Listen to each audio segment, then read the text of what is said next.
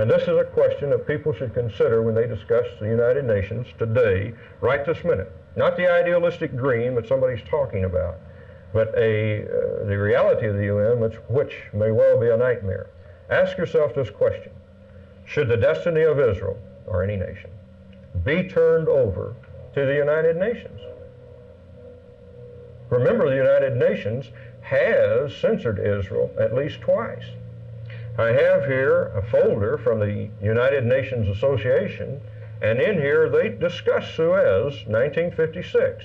The UN achieved a ceasefire and withdrawal of British, French, and Israeli troops, which had struck at Egypt following Cairo's nationalization of the Suez Canal.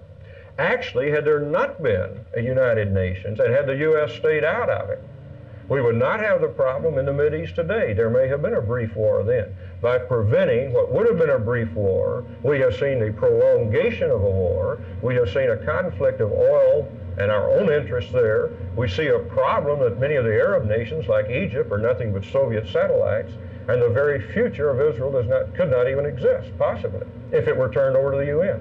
And that is the point. I had one of my associates yesterday call many of the Protestant and Jewish leaders in this community who have over the years, in the name of peace, and I'm sure they were sincere, but in the name of peace, they have backed programs that in actuality make the United Nations more powerful and approaching a world power.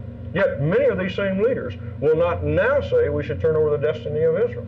But at the same time, the UN has been constantly criticized for its weakness and for its inability. I haven't criticized for being weak. I have spent a good number of years criticizing it for being too strong and becoming increasingly too strong.